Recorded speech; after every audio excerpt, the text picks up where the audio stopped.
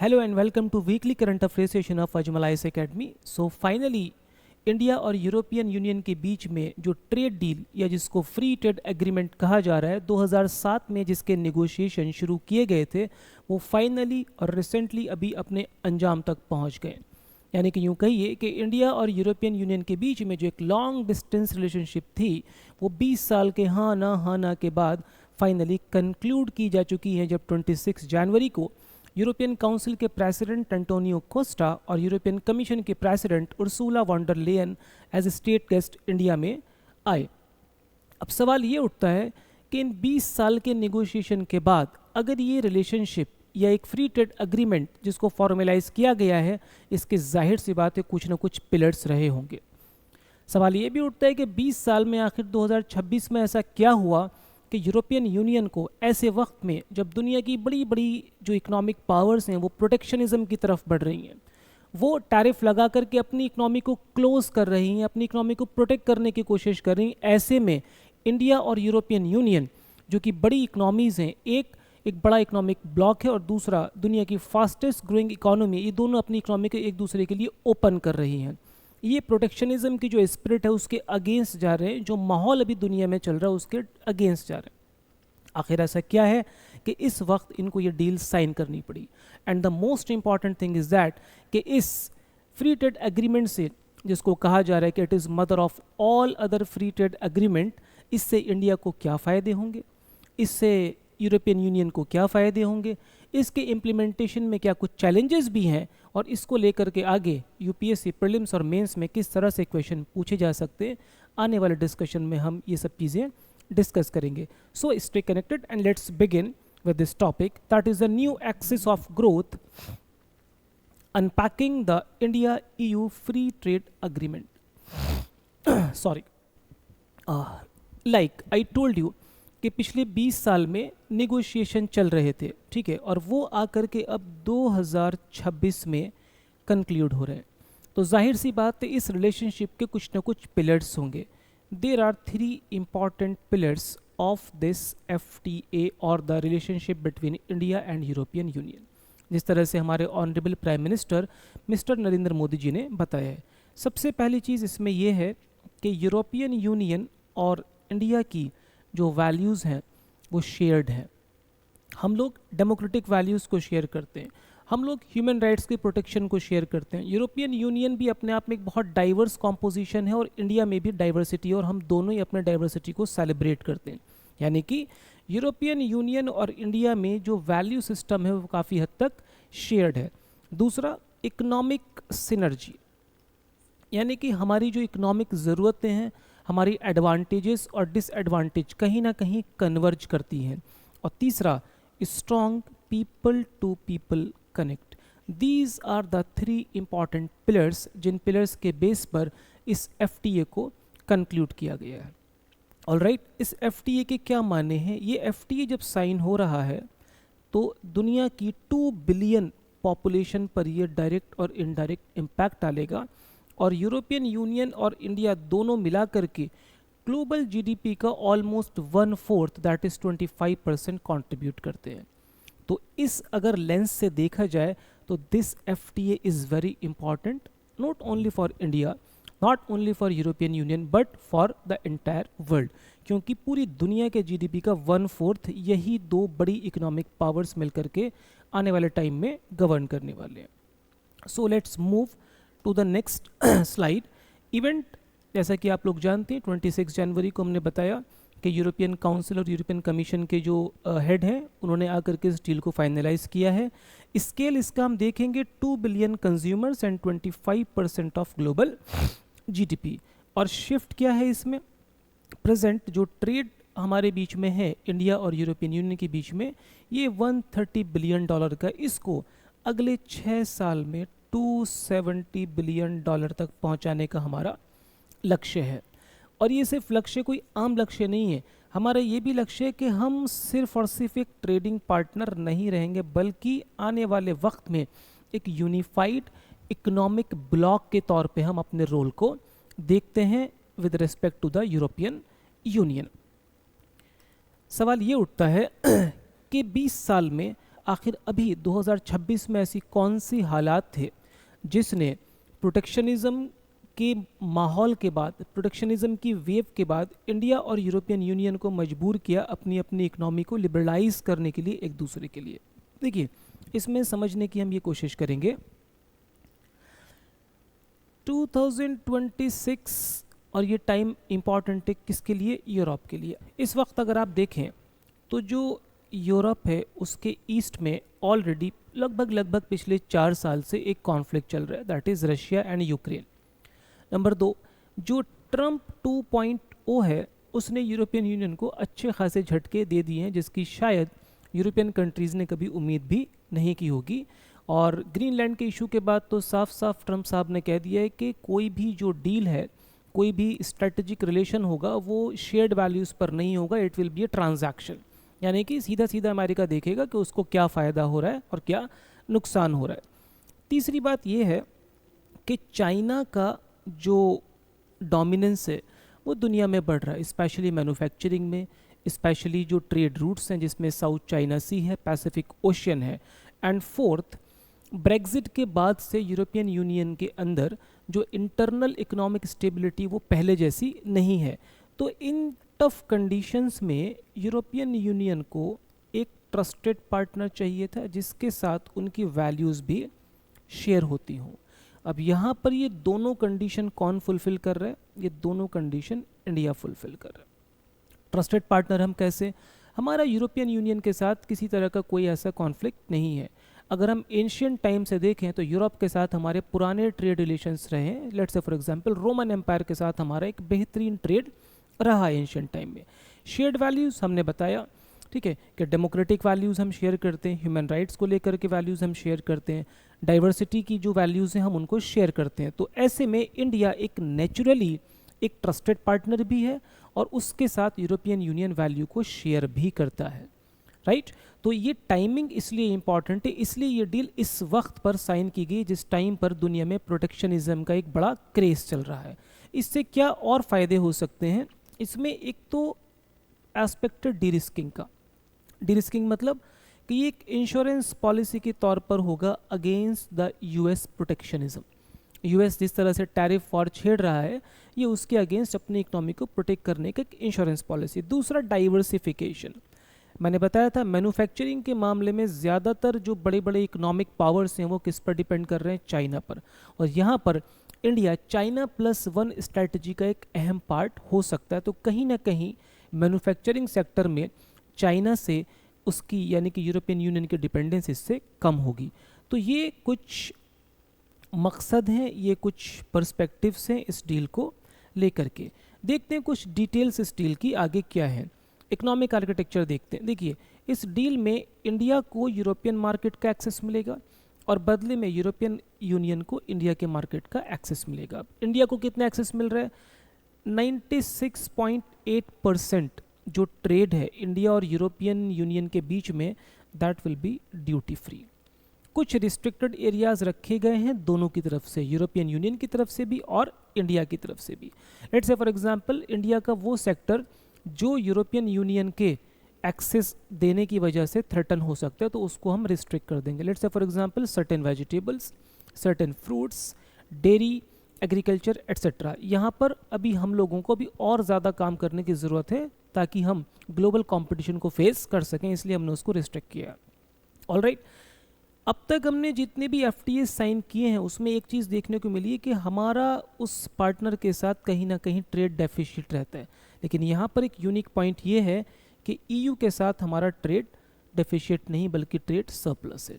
हमारा एक्सपोर्ट 2025 का डेटा बताता है कि 6.4 लाख करोड़ का है और वही इंपोर्ट 5.1 लाख CR का है। तो इंडिया की कोशिश रहेगी कि ये ट्रेड डेफिशिएट ना क्रिएट हो और इससे और ज़्यादा फ़ायदा इंडिया को हो। अब इस डील से कौन कौन से सेक्टर्स हैं जिनको बहुत ज़्यादा फ़ायदा होने वाला है? सबसे पहला है टेक्सटाइल एंड एपरल्स। देखिए, टेक्सटाइल में इंडिया को अब से नहीं हिस्टोरिकली एक एडवांटेज है, एक एज है, राइट। लेकिन यहाँ पर पिछले कुछ टाइम से इंडिया के टेक्सटाइल प्रोडक्ट को एक टफ कंपटीशन मिल रहा था वियतनाम और बांग्लादेशी प्रोडक्ट से। लेकिन जब 10 to 12% ड्रॉप होगा ड्यूटी में, तो ऐसे में जो इंडिया का टेक्सटाइल और एप्रिल प्रोडक्ट्स हैं वो कहीं ना कहीं आउटपेस कर देंगे वियतनाम और बांग्लादेश के प्रोडक्ट को। यानी कि ये जो ड्यूटी का रिडक्शन होगा ये इंडिया के टेक्सटाइल और एप्रिल प्रोडक्ट को ज़्यादा कॉम्पिटिटिव बनाएगा ग्लोबल मार्केट में as compare to the products of Vietnam and Bangladesh. इसके अलावा नेक्स्ट बिग बेनिफिशियरी रहेगा gems and jewellery, leather goods and chemicals. जितने भी केमिकल्स का ट्रेड है उसमें से 97% का जो पोर्टफोलियो है दैट इज़ ड्यूटी फ्री। इसका हम थोड़ा सा और डिपिक्शन देखते हैं कैसे फ़ायदा हो सकता है। देखिए, comparative advantage India versus rival. अभी जो प्राइस कॉम्पिटिटिवनेस है अप्रैल में, है ना, इंडिया का एफटीए होने से पहले प्राइस इतना ज़्यादा है और वियतनाम उससे कम पर है और बांग्लादेश और कम पर है। लेकिन जब ये एफटीए साइन होगा और इस ड्यूटी में रिमूवल होगा तो कहीं ना कहीं इंडिया के प्रोडक्ट का प्राइस और ज़्यादा कॉम्पिटिटिव हो जाएगा and more competitive than Vietnam and Bangladesh. तो जाहिर सी बात है जब इंडिया का टेक्सटाइल और एपरल सेक्टर की कॉम्पिटिटिवनेस बढ़ेगी तो इससे ये सेक्टर ग्रो करेगा, इसमें बूम होगा, इसमें न्यू एम्प्लॉयमेंट अपॉर्चुनिटीज़ क्रिएट होंगी। तो ये सिर्फ एक्सपोर्ट को ही नहीं बढ़ाएगा बल्कि इंडिया में जो डोमेस्टिक एम्प्लॉयमेंट है उसको भी जनरेट करेगा, वेल्थ जनरेट करेगा। इसके अलावा कुछ सेंसिटिव सेक्टर्स हैं like auto steel and agriculture.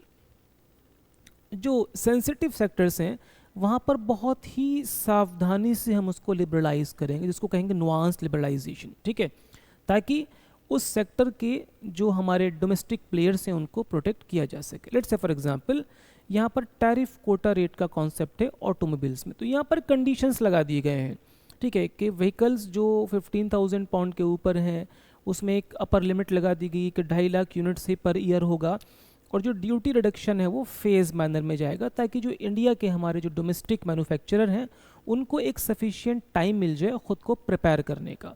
Sudden नहीं होना चाहिए ट्रांजिशन उन लोगों के लिए।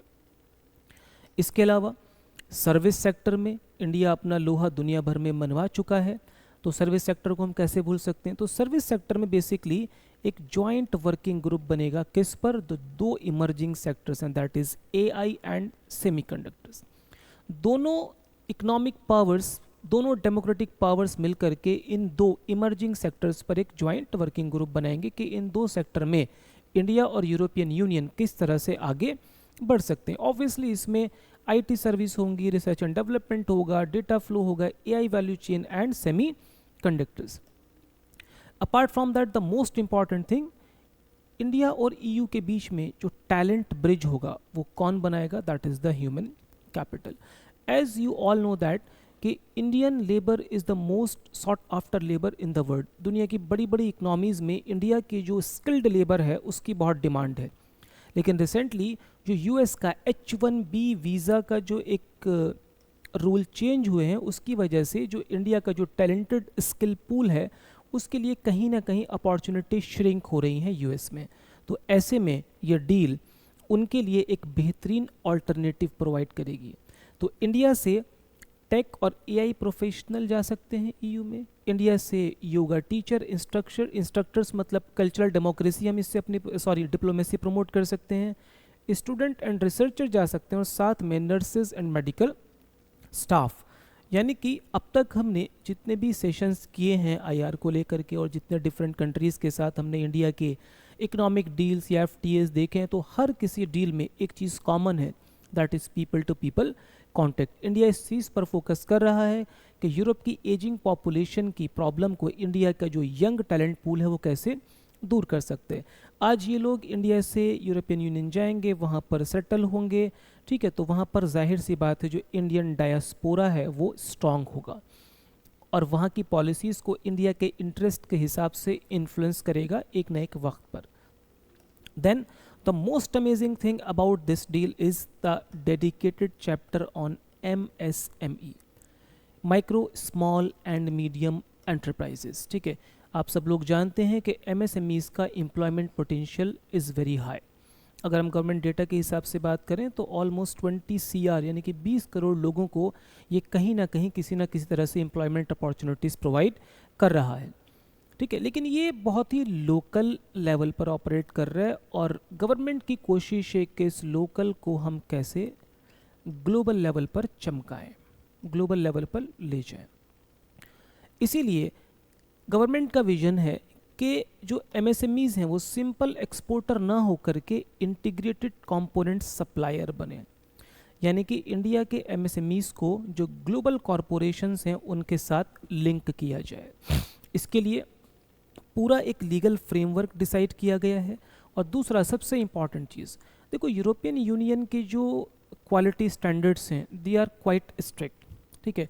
कई बार हमारे जो प्रोडक्ट्स हैं वो उन क्वालिटी स्टैंडर्ड को मीट नहीं कर पाते, मतलब हमारे प्रोडक्ट मतलब बड़ी इंडस्ट्रीज़ के प्रोडक्ट। तो एमएसएमईज तो अभी उतने डेवलप नहीं है कि वो यूरोपियन यूनियन के जो क्वालिटी स्टैंडर्ड्स हैं या सर्विस स्टैंडर्ड हैं उनको फुलफ़िल कर सकें। तो ऐसे में डेजिग्नेटेड फैसिलिटेटर्स होंगे दोनों साइड से, ठीक है, जो कि स्मॉल बिजनेस को गाइड करेंगे कि किस तरह से वो यूरोपियन यूनियन की क्राइटेरियाज, यूरोपियन यूनियन के रेगुलेशंस को ध्यान में रखते हुए, ठीक है, अपने प्रोडक्ट को डिज़ाइन कर सकते हैं, प्रोड्यूस कर सकते हैं, पैकेजिंग कर सकते हैं, प्रोसेसिंग कर सकते हैं। तो बेसिकली कहीं ना कहीं जो इंडिया का एमएसएमई सेक्टर है ये उसकी कॉम्पिटिटिवनेस बढ़ाएगा, उसको टेक्नोलॉजिकली और एडवांस बनाएगा, उसको ज़्यादा वेल्थ जनरेट करने का पोटेंशियल देगा।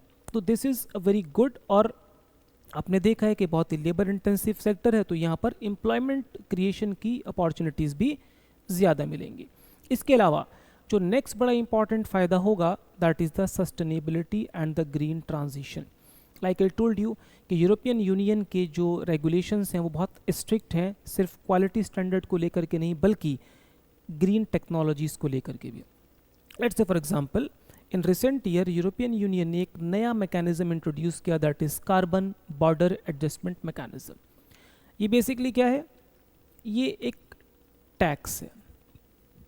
ये टैक्स किस पर लगेगा, उन इंपोर्ट्स पर लगेगा जिन इंपोर्ट्स को प्रोड्यूस करने में कहीं ना कहीं ग्रीन टेक्नोलॉजीज़ का यूज़ नहीं किया गया या उन टेक्नोलॉजी का यूज़ किया गया जो इको फ्रेंडली नहीं है।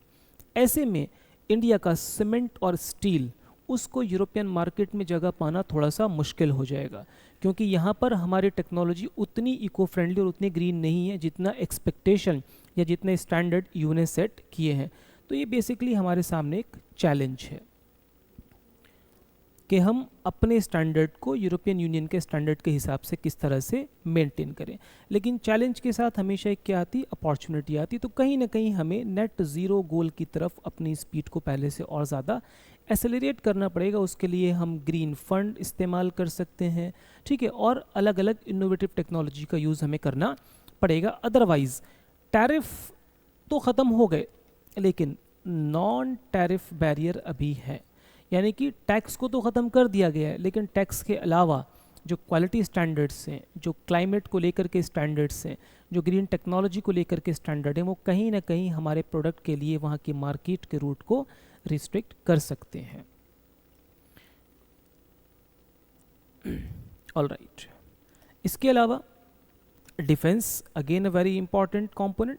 तो यहाँ पर हम मैरीटाइम सिक्योरिटी में कोऑपरेट कर सकते हैं, इंडो पैसिफिक रीजन में काउंटर टेररिज्म। इंडिया और यूरोपियन यूनियन दोनों ही इसके विक्टिम हैं। Intelligence sharing and cyber defence alignment, ये बड़ा इंपॉर्टेंट है। अभी जो रिसेंटली वर्ल्ड इकोनॉमिक फोरम का जो एक सेशन कंक्लूड हुआ है उसमें इस चीज़ को बहुत ही क्लैरिटी के साथ पॉइंट आउट किया कि रिसेंट ईयर में इंडिया ने डिजिटलाइजेशन पर बहुत ज़्यादा जोर दिया है। हम लोगों ने हर चीज़ को डिजिटलाइज करने पर फोकस किया, लेकिन साथ साथ उस डिजिटलाइजेशन की वजह से जो एक साइबर सिक्योरिटी को थ्रेट क्रिएट हुए उसका इंफ्रास्ट्रक्चर हमने उस प्रपोर्शन में डेवलप नहीं किया, जिसकी वजह से इंडिया के सामने one of the biggest challenges में साइबर थ्रेट है। तो इस चीज़ को लेकर के यूरोपियन यूनियन के पास टेक्नोलॉजी भी है, उनके पास अच्छे रेगुलेशन भी हैं, तो उससे कहीं ना कहीं इंडिया उसको इम्प्लीमेंट अपने यहाँ कर सकता है। अब इन सब अच्छी चीज़ों में इम्प्लीमेंटेशन को लेकर के क्या क्या चैलेंजेस हो सकते हैं। देखिए, सबसे पहला चैलेंज तो वही है जो हमने डिस्कस किया, क्वालिटी को लेकर के। हमारे क्वालिटी स्टैंडर्ड अलग हैं, उनके क्वालिटी स्टैंडर्ड अलग हैं, और रिसेंट ईयर में हमने कई बार देखा है कि हमारे बहुत सारे प्रोडक्ट को यूरोपियन यूनियन में रिस्ट्रिक्ट कर दिया गया because of the quality standard. वो क्वालिटी स्टैंडर्ड इंडिया में एक्सेप्टेबल है, हो सकता है दुनिया के किसी और पार्ट में भी एक्सेप्टेबल हो, लेकिन यूरोपियन यूनियन के स्टैंडर्ड के हिसाब से वो एक्सेप्टेबल नहीं है। तो इस चैलेंज का सोल्यूशन है टेक ट्रांसफ़र। हम EU के साथ देखें, उनके टेक्नोलॉजी को यूज़ करें, अपनी टेक्नोलॉजी को अपग्रेड करें और उनके स्टैंडर्ड के हिसाब से प्रोडक्ट को प्रोड्यूस करें।